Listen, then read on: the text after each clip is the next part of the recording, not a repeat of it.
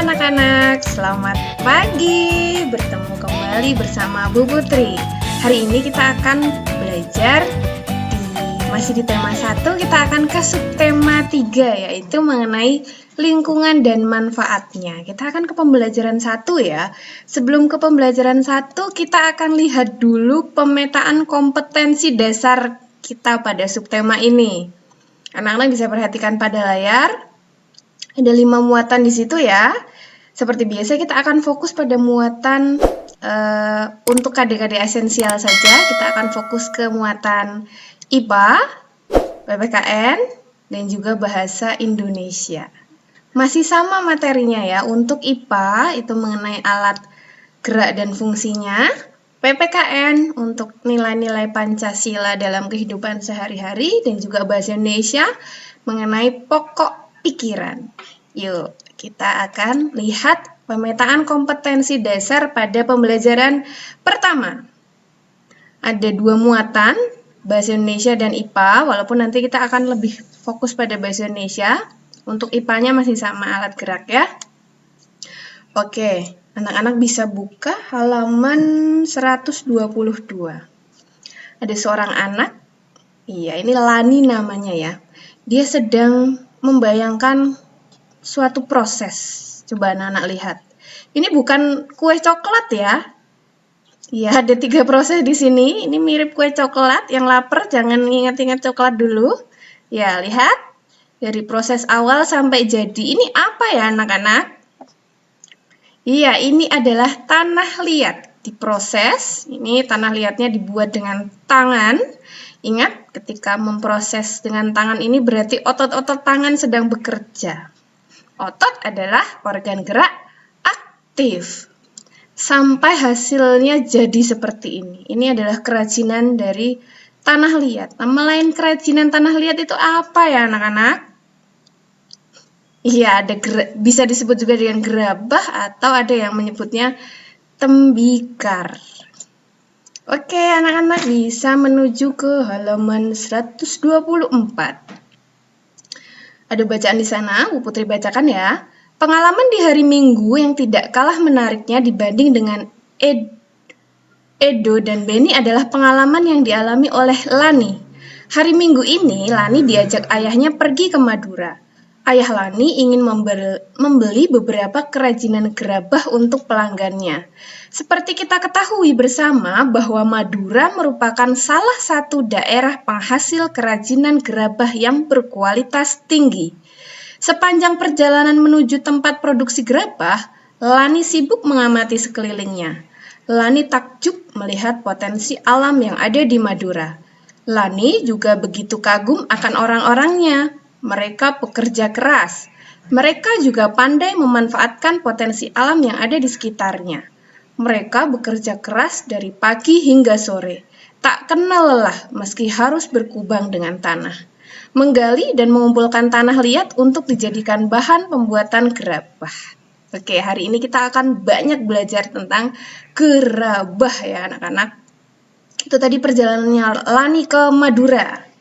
Sekarang anak-anak bisa lihat halaman 124 ada di bawahnya. Ada bacaan yang berjudul Gerabah dari Pulau Madura. Iya. Ada beberapa paragraf yang cukup panjang anak-anak. Ada 11 paragraf di dalamnya. Oke. Ada 11 paragraf mengenai gerabah dari Madura. Bu Putri mau anak-anak baca untuk tambahan ilmu pengetahuan. Oh, ternyata gerabah dari Pulau Madura itu seperti ini. Nah, silahkan dibaca ya anak-anak. Mulai dari halaman 124 sampai 127.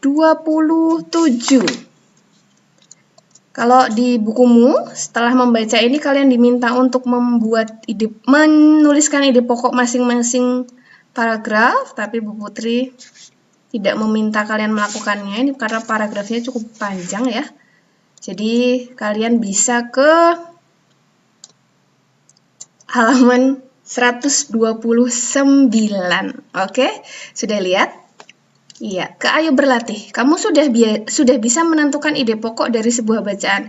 Sekarang kembangkan ide-ide pokok berikut menjadi sebuah paragraf. Kalian akan diberi tugas membuat 3 paragraf. Kalian kembangkan. Ini kalimat utamanya ya, tanah liat banyak kegunaannya. Oke, kalau ini yang jadi ide pokoknya mengenai kegunaan tanah liat, kalian harus buat kalimat penjelas yang tidak boleh melenceng dari ini ya. Apa sih kegunaan tanah liat? Tuliskan satu-satu. Kegunaannya mau 2, mau 3 boleh, atau lebih juga boleh ya. Nanti dijadikan paragraf, ditulis di buku tulis. Dapat paragraf pertama. Paragraf kedua, proses pembuatan gerabah dari tanah liat. Nanti dijelaskan prosesnya dari awal sampai akhir. Tidak usah terlalu panjang ya anak-anak. Kira-kira penjelasannya cukup 1 paragraf saja. Nah, nanti si ide pokok ini, atau ini kalimat, kalau ini mau jadi kalimat utama ya, boleh kalian tempatkan di awal paragraf atau di akhir paragraf, boleh. Nah, yang terakhir adalah macam-macam peralatan yang terbuat dari tanah liat. Nanti kalian jelaskan. Macam-macam peralatan yang terbuat dari tanah liat. Contoh yang pertama adalah misalnya vas bunga. Kemudian kamu sebutkan contoh lainnya. Nanti jadi 1 paragraf yang apik ya anak-anak. Oke, begitu saja untuk tugas hari ini. Jangan lupa dikerjakan dengan sebaik-baiknya. Nanti dikumpulkan ke Bapak Ibu wali kelas ya. Nah anak-anak, ini ada bacaan di akhir masih menyambung tentang perjalanannya Lani tadi. Putri bacakan ya. Lani dan ayahnya sampai di tempat produksi gerabah. Di sana juga terdapat ruang pajang yang memamerkan berbagai hasil kerajinan gerabah. Bagi pelanggan yang akan membeli gerabah tinggal menunjuk contoh gerabah yang dipamerkan di ruang pajang tersebut. Untuk kemudian diambilkan sesuai dengan pesanan oleh pengrajin di tempat produksi atau gudang.